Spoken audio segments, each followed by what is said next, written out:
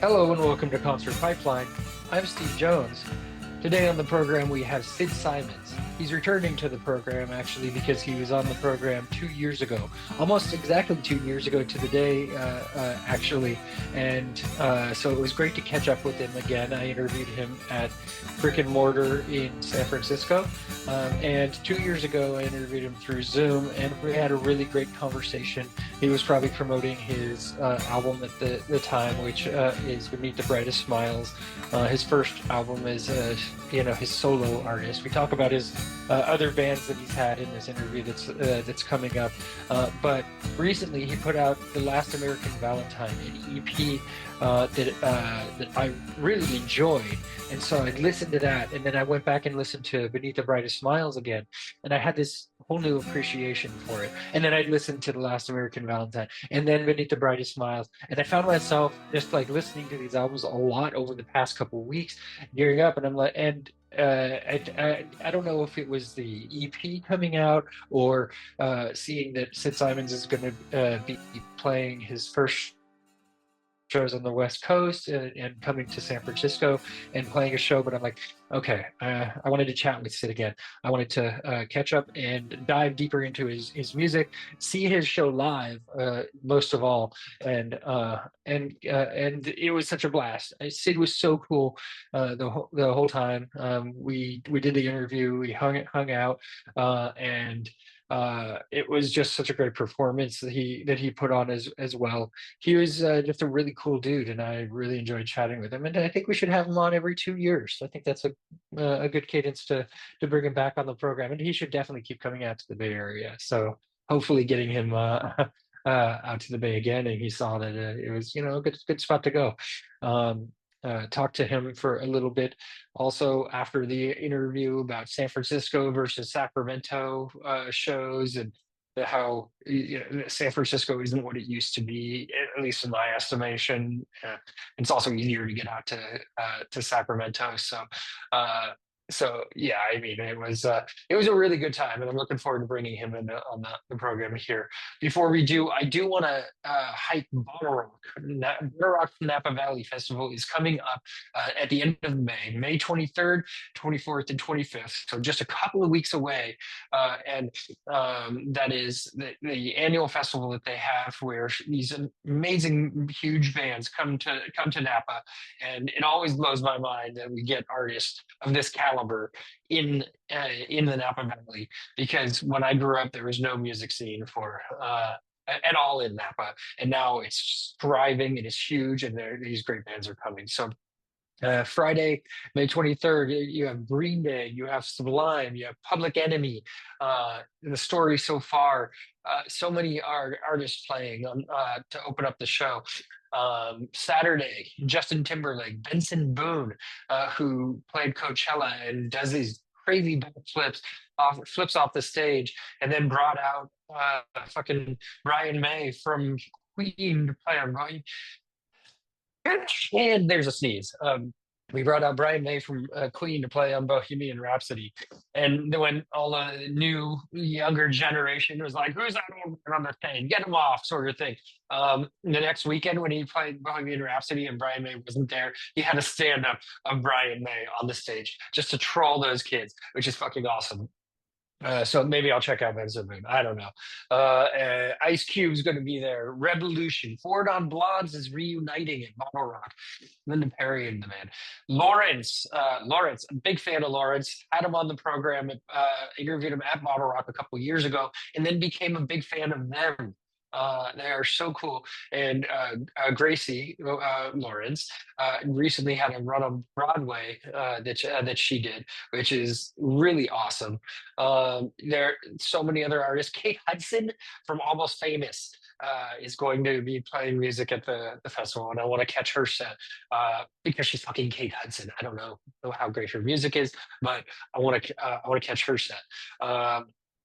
A lot of other great artists playing on Saturday. And then Sunday, Noah Khan, my daughter's favorite, Noah Khan is playing. She's going to be seeing Noah Khan with her mom, going to her first Bottle Rock experience.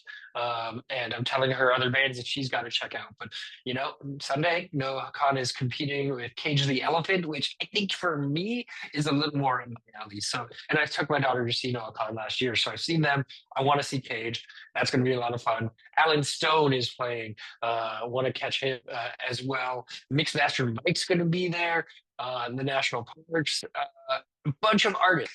Bottle Rock Napa Valley coming up. We're going to have coverage. We are covering Bottle Rock. I don't know who we're interviewing yet, but we'll check it out in the coming weeks. That is coming. We're going to have a lot of content from them. So that is coming up soon. Okay, so also coming up soon next week on the program, most likely we will have Rose Paradise. She opened the show for Sid Simons at Brick and Mortar in San Francisco, and she just has this beautiful voice. And we chatted a little bit throughout the evening, a little bit, but I was going to interview her that night, but I wanted to wait. I wanted to dive into her music a little bit more. She has a new album that's called Over the Hill that is out, most likely having her on next week. So that is to come. Right now, though, it is all about Sid Simons. Sid, thank you for being so fucking awesome, being such a cool dude. It was really cool to hang with you. I hope we can keep in touch and and that you come back out to the Bay. And I'd love to say that one day I'll come out to New York to see a New York proper show, because I've seen video of your shows in New York, and they just look so cool. So one day maybe that'll happen if my kids will allow it. This is Sid Simons.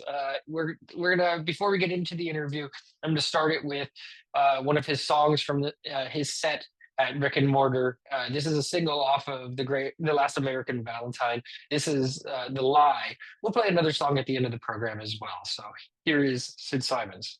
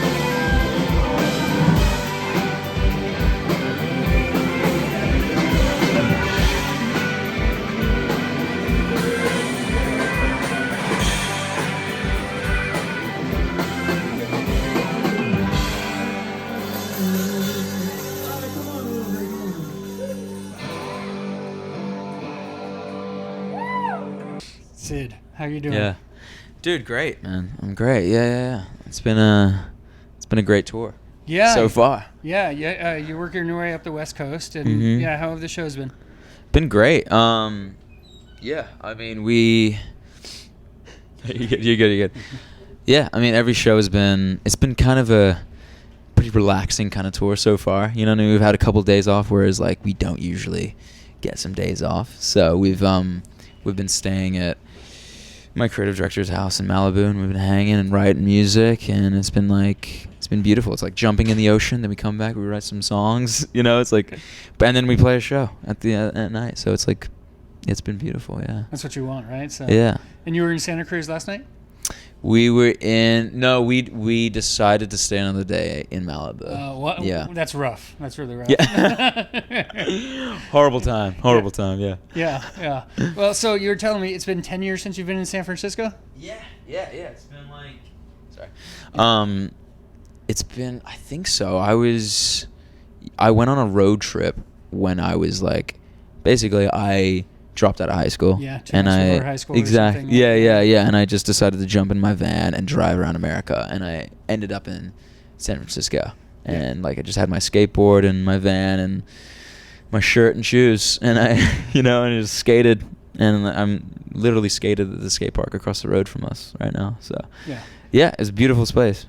Tell me about that road trip. Like, what was that like? Were you writing the whole time? Were you just in your, clearing your head? Yeah, I mean, the whole idea was like, I was like 17 or something, and I like, I was obsessed with music, but I was like, I have nothing to really say, and I knew that at the time. I was like, all these artists like, Dylan and Nick Cave and Sharon Van Etten, all the artists that I love, like have stories that they're telling, and I'm like, I need stories, I need to experience some life. So I was like, I'm gonna just go crazy and just jump in my van and drive around America and see what comes out of it. So like 3 months later, I brought a little guitar on the road, and I was like writing songs on the way, but I came back and I just ended up writing like 50 songs, So. But before the road trip, you wrote like 500 songs or something crazy like that, right? Like, yeah. I'm just like an avid songwriter, So where do they start as? Do they start as poems and then turn into songs? Like, is that a process? That came later. I started writing poems kind of more recently, over the last like couple of years, and then sometimes they work their way into songs, but. Yeah, no, that's like who knows where songs come from? You know what I mean? It's you can pick up a guitar and something will come out of it. You can sit by a piano and half the time you're just messing around, and then something will come. You'll play a chord and you go, oh, I like that. Play another one, oh, I like that too. And then all of a sudden you got a song. So. Yeah. No, that's great, and so I want to go through kind of some of your bands, and we chatted like 2 years ago, and I have no idea what we talked about. I didn't want to go back and watch it or anything, but I felt like there was so much more to dive into with your new album. Yeah. I'm also curious kind of about your trajectory with some of your bands as well. Beachwood. Mm-hmm. I mean, for starters, that came after Jeffrey Toast. And there was kind of, I mean, Jeffrey Toast is like this, it feels like this stoner project of sorts of yours, right? Yeah, totally. It's crazy. You know the history. I did my research. Yeah, you do, man. But I'll tell you, like, I mean, I became a fan too. Like, I mean, I love that, man. Thank you. I don't just, I mean, I say that, I talk to a lot of bands, but your music, like, it hits. And it's fucking good, man. And Thank you. So I was really interested to dive in and get to talk to you in person.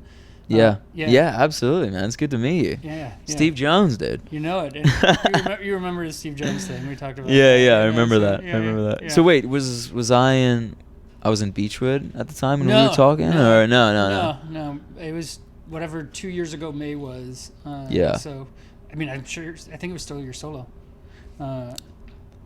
Yeah. But tell me, kind of Jeffrey Toast in your video for O Victoria, or O Valerie. Yeah. There's a girl skin sign. Were you in both bands at the same time? Or? Yeah, it kind of like, so Jeffrey Toast was like my like high school band, and then me and the drummer of that band, like it was kind of fading out. Jeffrey Toast was fading out, and I was like, I'm gonna start another project with the drummer, like, And so me and the drummer started a band called Girl Scan, and that took off after that, you know. So yeah, it was kind of like overlapping a bit, but Girl Scan was like my main thing for a while. Yeah, after that. Yeah, and how long were you in Girl Scan before Beachwood came along? Maybe like 2 years. Yeah. About like maybe like a year and a half, 2 years, and then yeah, met the Beachwood guys, and then, you know, that became my life after that, you know. Yeah. And I kind of put a lot of things aside to make that like my priority, you know. And then I started my solo project. Never thought I would go solo, to be honest with you. I always thought I was going to be in a band. Yeah. But here I am, you know. So tell me about that path for you, because I mean, you didn't start out as the lead man in your bands. Yeah. You know, but did that just come naturally? Was it from a need of wanting to write music and play your songs? Yeah, I think it just came out of like, yeah, just kind of wanting to. I had a whole batch of songs that I was writing on the side, and I was like, this doesn't fit with any project that I was kind of like working with or on at the time, like Beachwood or Girl Scan or anything. And I was like, this feels new and separate, but I don't want to start a whole new band. You know what I mean? Yeah. I don't want to, you know, have a seventh band I'm in, you know? So I was like, I'm going to start a solo project, and I'm going to, you know, I've been in bands for so many years up until that point, and it's there's so many personalities, you know, going on at once, and like that can be great and beautiful, but it also can be like taxing on the music, because it can, you know, withhold all the creative like endeavors you want to do, you know, and venture out to. So it's like I wanted to just do something completely on my own, and just so I have all the control, be a little control freak for once, you know. Yeah. So yeah, that's when I started like my solo project. And what was it like being in a band with your brother? Hilarious, yeah, fun, and so annoying at the same time. yeah. I mean, no, it was really fun. He like, you know, if he messed up on stage, I would just kick him. Yeah, you know?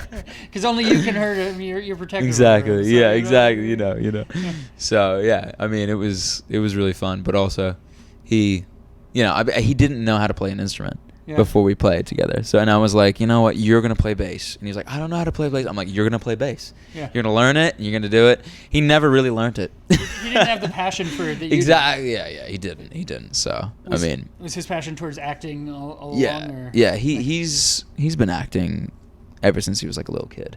Yeah. You know what I mean? So, and he was always pursuing that.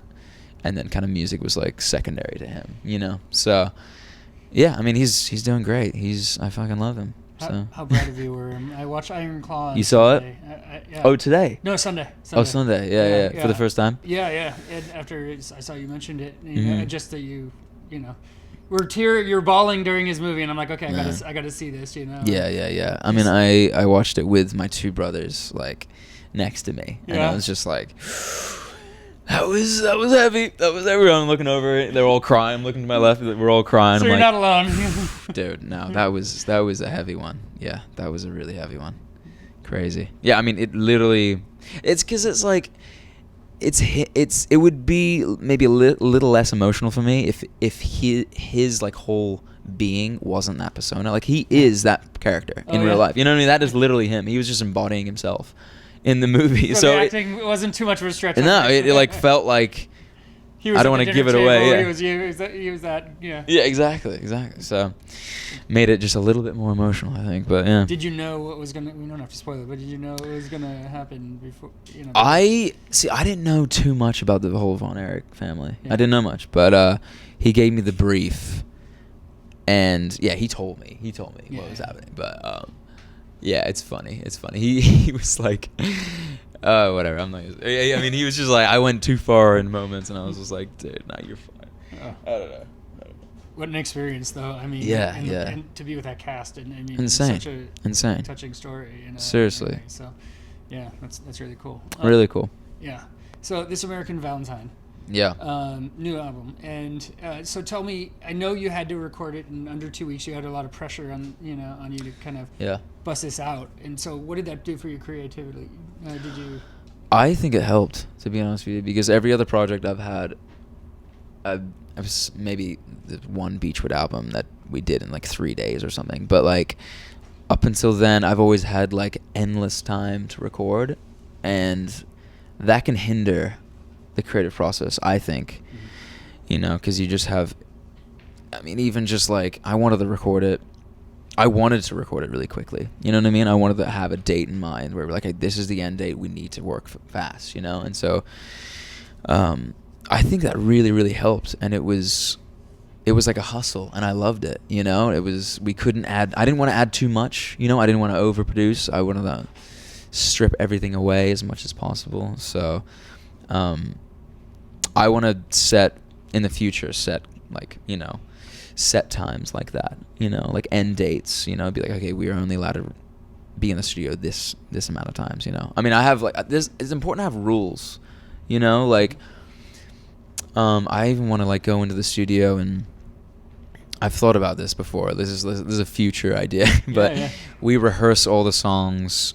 We have as much time as we need to rehearse the songs, but when we go in the studio, we only allow ourselves 1 or 2 takes on anything, you know. And I think that pressure is really helpful, and like it needs to happen, you know. You need to have that pressure. There, like, is that something? And if you don't get the 2, you know, that's the 1 or 2 takes is all you get. You don't get anything more than that, you know. Yeah, because I know you've done. I forget what song it was, but you've recorded it like 4 times in 4 different locations. You know, just because you're like, was it Wendy? It was Wendy. Okay, yeah. Because you had to get it right. Yeah, exactly. I mean, I wrote that song, and I was like, okay, this is a strong one. You know, I knew this was a strong one. And so I was like, okay, let's I'm going to record in my bedroom, you know? Record in my bedroom. I was like, okay, this needs a bigger room. Mm-hmm. Go into like my friend's house, record there. I was like, okay, it's just not there. Let's go into my other friend's, which is a little bigger, you know? Yeah. And so I got a few musicians together, we played it, and I was like, it's there, but it's just not it. I don't know, the song is there. And I was like, I'm going to call up my friend who's a great producer, go to the best studio I know, get all the best musicians I know, let's go in. If it doesn't happen this time, screw this song kind of thing. And we did it. So, I mean, we did it, you know, it was live. It's a live take, too. So I'm really happy with the way it came out. But that took 4 times.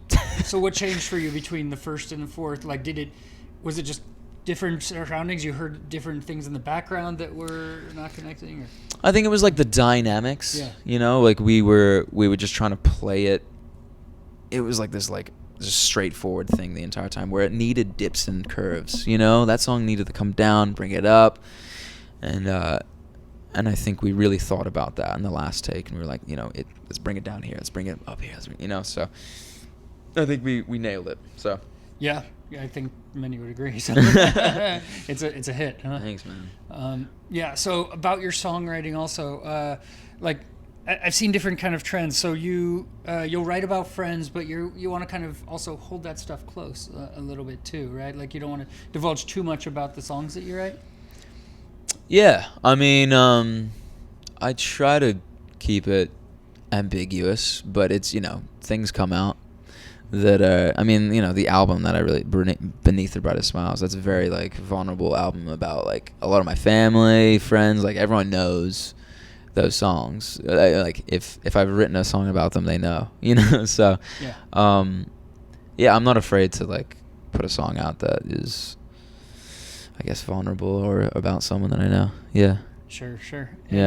And also like your with your songwriting, your what was I going to say? So like it's like Wendy, for example. You have a couple things stood out to me. There was Wendy, and then there was also Please Stop Smoking, Mom, where it sounds like this thing on the surface, but it's not. You know, Wendy's not about a girl. It sounds like it's going to be about this girl.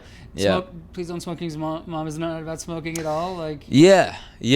I mean, I like to it's funny because I love that in songs where you can kind of like, you think it's something and then it could be something else, you know? I mean, like every song that we hear that we love, we have our own perception of what a song is, but behind it, the songwriter is telling a completely different story most of the time, you know? So like, I kind of like throwing people off the beaten path a little bit. Like, yeah, Wendy, people think it's about a girl, but it's really about my GPS, you know, on the road. So no one would ever think. Yeah, exactly.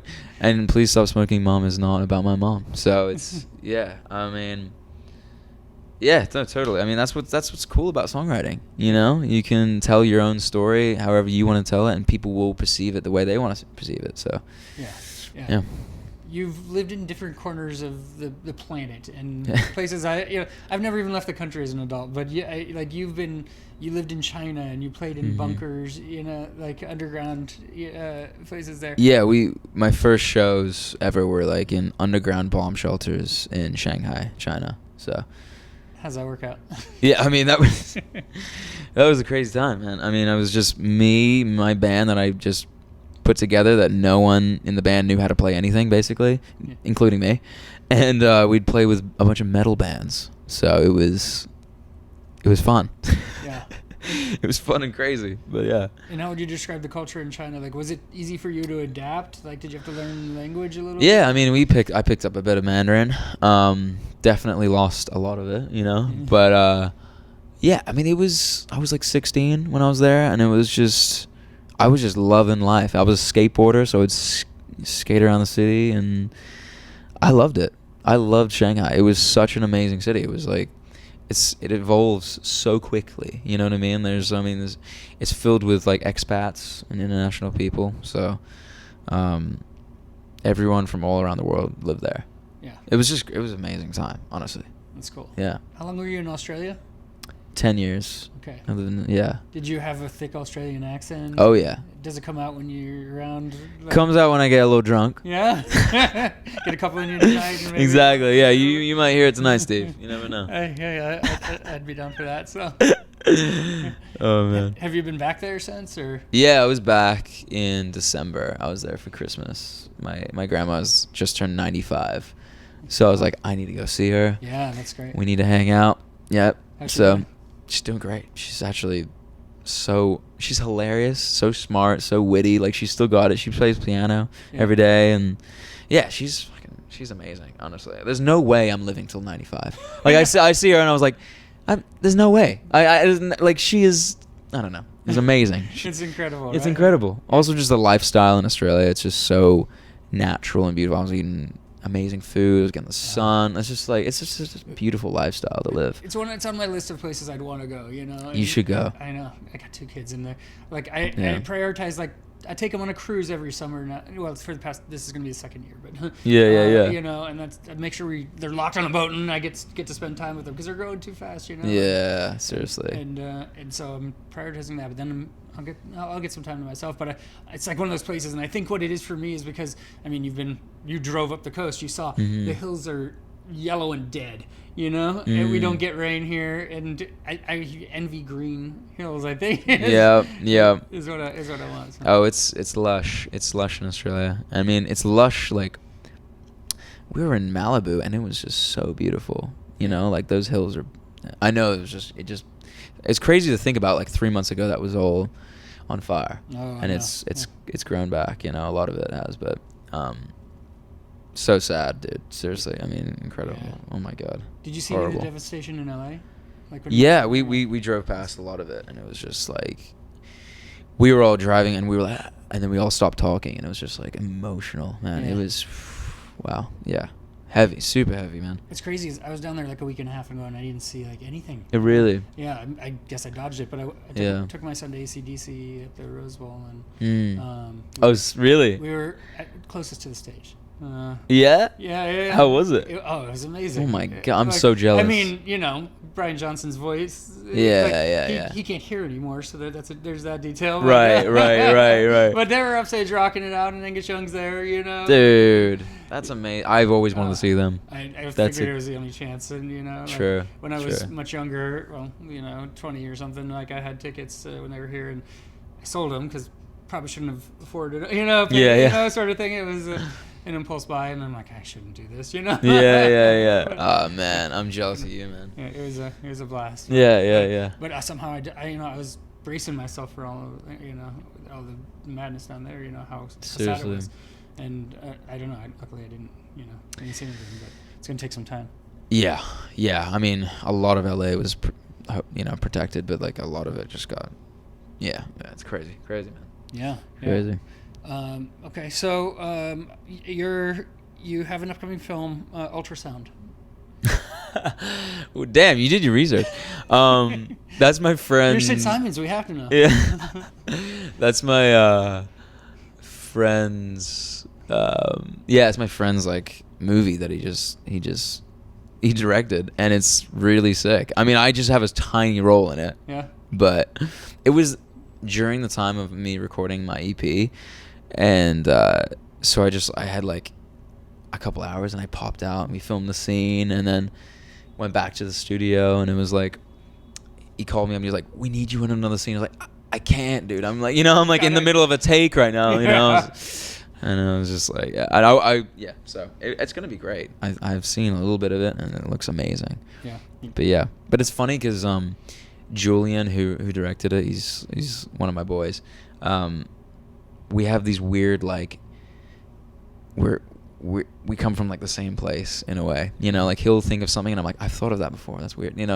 He said that like he's always wanted to name a band Ultrasound, and I was like, I've always wanted to name a band Ultrasound, and I like just like little things like that constantly. I'm like, wow, it's like we're, what are the odds of that? It's like we're brothers or something, man. Yeah, I know, right? Yeah, it's cool.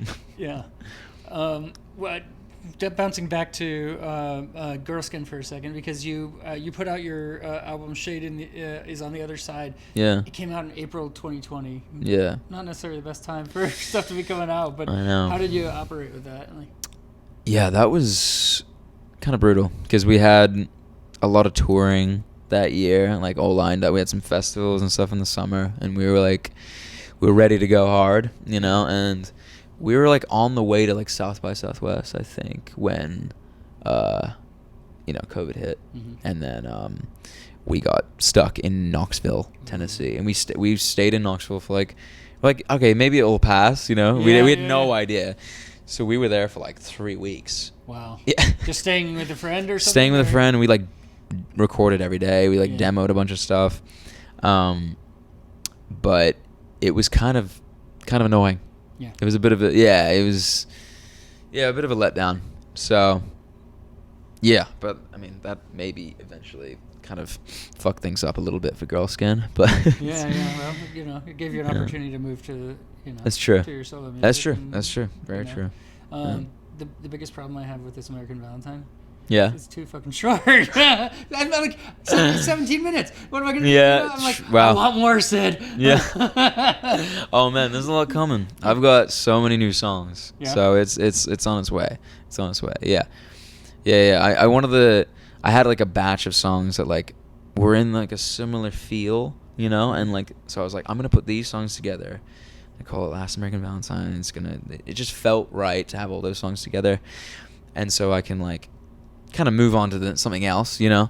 But those all felt like a family, you know what I mean? And I like grouping albums and whatever EPs and projects into like a similar kind of world, Because like there's a few songs I had written at the same time, but it didn't work. Yeah, exactly. It didn't work in the same kind of context. So I was like, I'm gonna save those for the next thing, put these out with that, So. And the next thing's gonna be darker. It's gonna be definitely louder, darker, upbeat. It's it's gonna be a little more sexy, maybe. Yeah. We'll play a few new songs tonight, so okay. you'll see. Yeah. Looking forward to it. So, what's the timeline look forward for that? Are you looking at a full album? Definitely a full album. But there could be a single soonish. Yeah. You got a video already? We don't have a video. But there's things in the works. You know what I mean? Yeah. I'm not gonna say anything, but okay. It's fair. I won't have to wait too long, is what you're saying. Exactly. Okay. Exactly. Yeah. Speaking of videos, one thing I like the live video is all done in one take, and I don't, that just hits me because like those things catch my eye. I mean, it's one thing for a music video, but also. Even in shows, when shows do it in something, a lot of people might not even catch it. Did you see Adolescence? No. On Netflix? No, I didn't. Okay. Is that all one take? Yeah, 4 episodes. each one is all That's amazing. And it's not even like the 1927 like hey they pass it off and someone walks in front of the camera. So it's literally one. And like there's one shot like at the end of going through this whole school and everything, like upstairs, downstairs, and everything, and then it like flies over to this other location where it finishes the episode, and I'm like, wait, was the whole thing on a drone? Sort of thing. Whoa. And like, how do they do that? Because they're talking and everything. I'm like, okay, no, they literally connect it to a drone. What they have. How long is the episode? Like almost an hour. Oh my god! And it doesn't take away. They keep your attention. And it's truly one take. Truly one take. Dude. Yeah. Each one, and I mean, one is all in one room pretty much, but another is between locations. I don't need to spoil the whole thing, but you should watch it. I mean, I have to watch it now. It's incredible, I just think the one take shot is so impressive and so cool because it takes it just beyond the script and everything, and it's this whole other like character of like they have to plan each and everything. Exactly. You can't stop, and not one one thing can be messed up. Everything can rely on another. It feels a little more real. Yeah. And like I can focus a little more or something.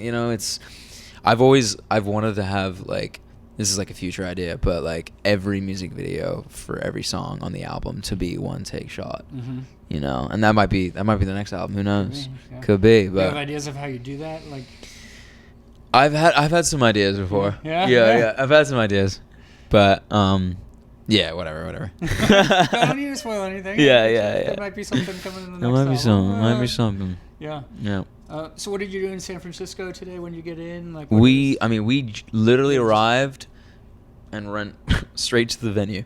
Yeah. Like we arrived here like 2 minutes before we had to sound check, so we just jumped on stage, sound checked, and here I am. I've been in San Francisco. I've been here for like an hour. So. Yeah. But we're gonna go meet up with a friend of ours and like get some food and hang out, and it's gonna be great. We got a lot of friends coming tonight, so yeah, for sure. It's gonna be cool. And you're headed back to New York right after that, or? Yep. Yeah, tomorrow morning, bright and early, we'll be back in New York City, baby. Yeah.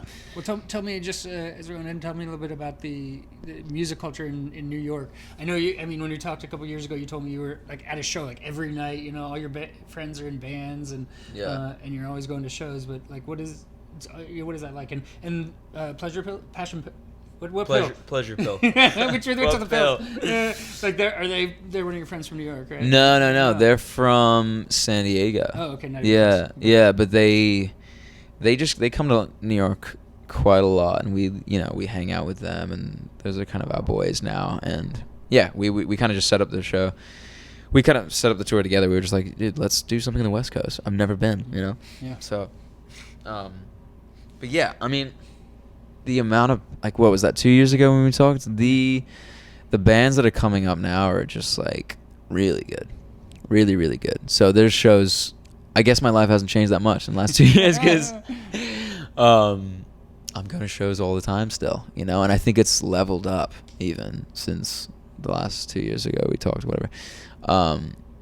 Yeah, it's gotten really, really, really good. So the music is just amazing. I mean, there was a couple girls that came to our show last night or 2 nights ago, and they were like, we're obsessed with the New York music scene. I was like, wow, like people are paying attention, I guess, like they named all these bands. I was like, how do you know them? Yeah. You know what I mean? Like, wow, like people have tapped in, I guess, it's cool. Yeah. It's cool. Are there a couple you can tell me that I should check out? Yeah, I mean, Telescreens are amazing. Ben Stellar are great. Malice K, The Cave, Super Blush. There's so many. I could go forever. Beck Louder, The Thing. So many. Yeah. And do you have plans for you have a Europe tour planned also still, right? Yeah. Yeah, that hasn't been released yet, but we're announcing it like next week, I think. Yeah, but we're gonna be out in Europe for like 4 weeks. It's gonna be fun. Nice. In like the beginning of June, I think. Mid June, yeah. Yeah. Have you toured out in those locations? You did with Beachwood probably, huh? Beachwood, we did like 5 big European tours. I've toured all over with Beachwood, but not as a solo artist. So it's gonna be really interesting. That's cool. What's gonna be different for you, like, you think? Man, I mean, like, I guess the crowds. I don't know. I'm about to find out. Who knows? I think it was a pretty chaotic time to be in Beechwood, you know? So it was kind of like pretty crazy every single night. There'd be something crazy going on. So I think it'll be a little more tame, but I don't know. Who knows? Yeah, it's to be determined. Yeah. Yeah. Do you still skateboard? I do, yeah. I mean, pretty rare. Me and my brothers all skate, so yeah, I still skate. But I'm like, now I'm like at the point where I'll like, you know, go to the skate park and I'm like, I don't want to do that anymore because if I break my arm, I am You're there fucked for 4 months, you know. You don't think like that when you're younger, you know? Exactly. I never thought like that, you know. Just like I'm gonna fly off that thing, you know. Yeah, I'm thinking about it now. You break bones when you were younger, Yeah, of course. I broke my elbow really badly. I had to get surgery on it and like put the pins in it, and it was bad. It was bad. Not good, huh? Yeah, when it gets cold in the winter, I feel it. Yeah, I know. I'm like shit. Yeah. Like regret that, but then you're out. You're still out the next. Oh yeah, yeah. All my brothers have broken stuff. Like my older brother broke his femur skateboarding, and like that was so bad. Yeah. He had to get a whole like metal rod, and he still skates every day. Like he's really? yeah. So he's crazy. It doesn't stop you. No, that does not stop him, man. He's nuts. I love it. You gotta live life, you know. So, Yeah, come on. Yeah. Listen, thanks for taking. Dude, thank you, Steve. Yeah. Seriously, man. I'm looking forward to the set tonight. You know? It's gonna be fun. I hope it's gonna be a good one. Yeah. Yeah. You're in San Francisco, so. Hell yeah, dude. Hell yeah. Yeah. Well, bless you. Bless you as well. Fuck yeah. That was my interview with Sid Simons here on Concert Pipeline, and that takes us to the final segment on the program, the music news.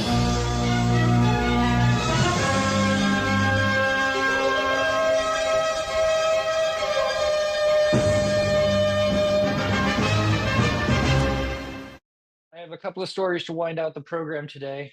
Okay, well, a little more than a couple. It's actually a busy news week, so I'm going to hit them. And some tie into each other, which is pretty cool. But a lot of stuff that I wanted to hit as I was diving into the news. So first off, Ozzy Osbourne. We've been talking about him a lot on his retiring and how he's playing this final show in England with Black Sabbath. He says, I don't want to die in a hotel room somewhere. So he's talking about taking that final bow, that last concert ever that's coming up on July 5th. He said, I'd love to say never, but after the last 6 years or so, it is time. He's 76. He told that to The Guardian. I lived on the road for 50 odd years, and I've kind of got used to not picking up my bags and getting on the bus again. I don't smoke dope or do any of the rock star lifestyle anymore. I'm kind of a homebody. I never go out. I never hang in bars. I don't drink. So what the fuck is out there for me? He said, it's time for me to spend some time with my grandkids. I don't want to die in a hotel room somewhere. I want to spend the rest of my life with my family. And his wife Sharon supports Ozzy's decision to hang up his mic. She said, it's time to say enough. When you've given it your all, you can sit back and say, I did it. So this is Back to the Beginning event was going to mark the first time the original lineup has performed together in 20 years. And they're joined by a lot of other bands. So we talked about it before. Guns N' Roses, Steven Tyler is added, members of Judas Priest, Smashing Pumpkins, Red Hot Chili Peppers, Megadeth, Soundgarden, Tom Morello from Rage Against the Machine is going to be the musical director of the event, and is raising money for 3 different charities. Cure Parkinson's, Birmingham Children's Hospital, and Birmingham-based Acorn Children's Hospice.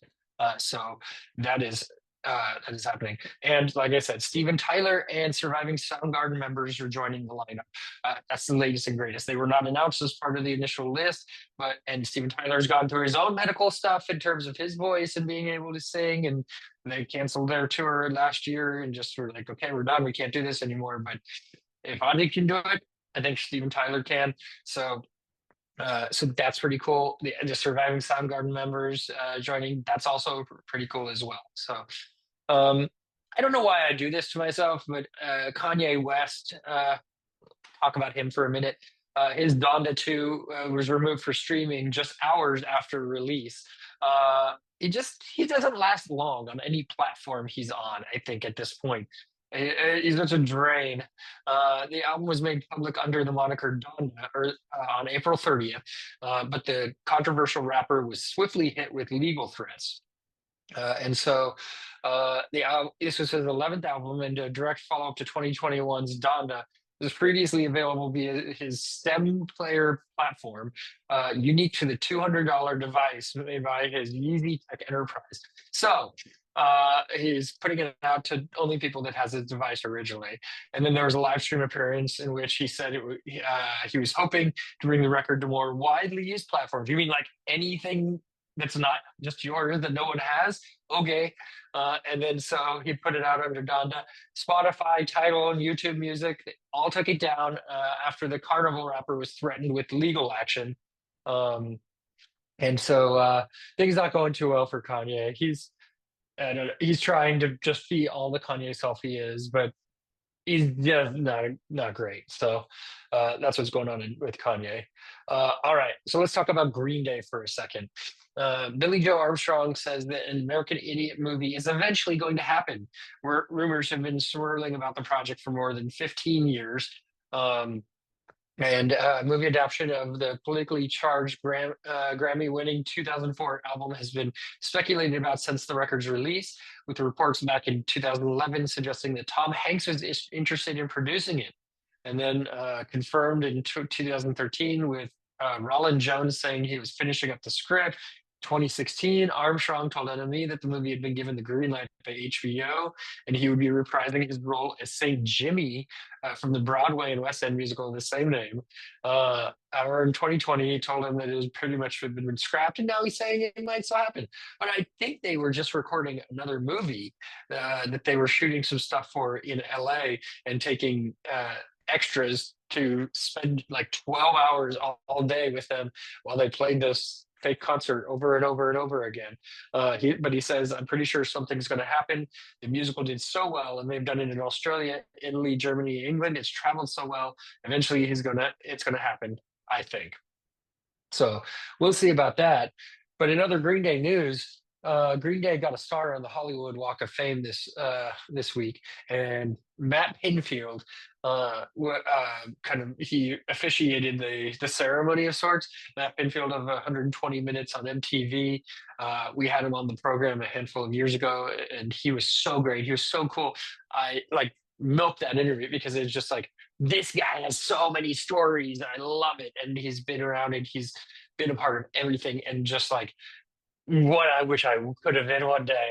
I'm so happy with what I've been able to do through this podcast, but he's the big boy version of what I've been able to do in my life. So Billy Joe Armstrong said about getting a star on the Hollywood Walk, he said, this is kind of like being at your own funeral. And so they received the prestigious nod during the ceremony in Los Angeles on May 1st. It's located at 6212 Hollywood Boulevard. Was down there just about 2 weeks ago, walking the Hollywood Boulevard with my son, and it would have been cool to have seen Green Day get their star if we were down at the same time. But it's adjacent to Amoeba Records. It's the 2810th star to be handed out since it opened in 1960. And then also Ryan Reynolds spoke during the event as so. Matt Pinfield said, what an honor it is to be here today with these three guys that I love their music, love them as people as well. Dookie made so many young people pick up guitars, bass, and drums, and want to sing and write songs.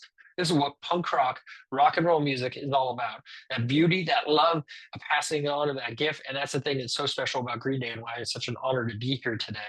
I'm excited to see Green Day again at Bottle Rock. I saw them last year in San Francisco when they played American Idiot in its entirety and Dookie in its entirety. It was so freaking cool. And they're going to be playing Bottle Rock. So I'm going to see them again. That'll be fun.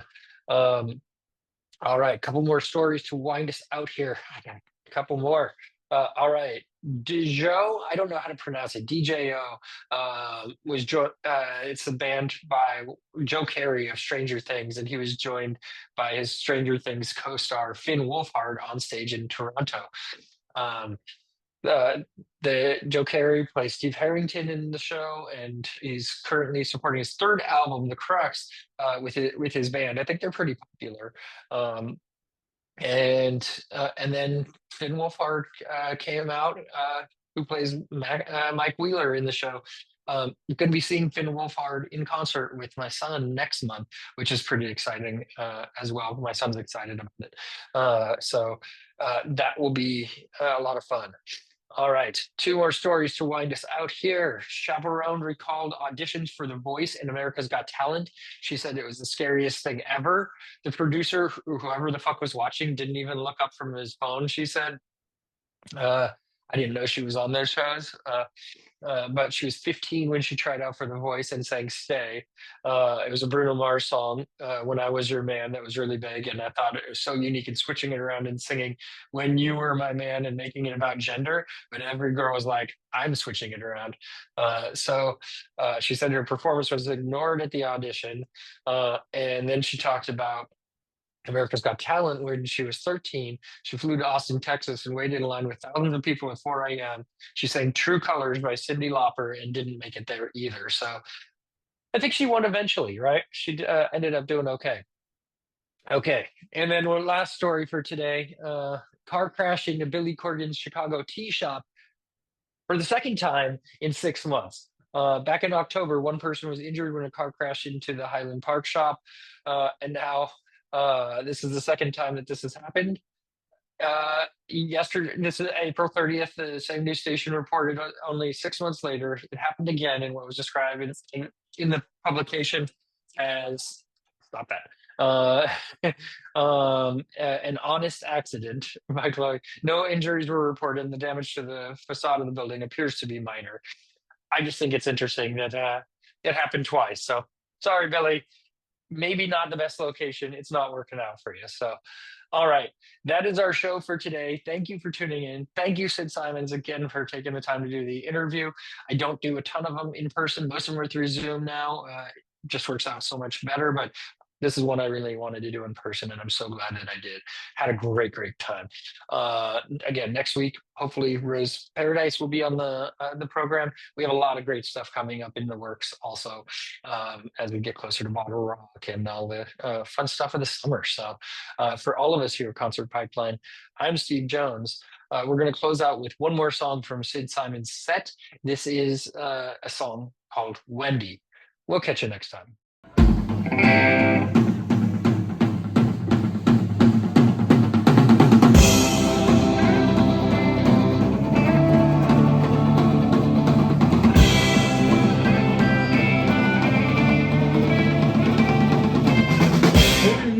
She stops, he says, I can't tell her left from right.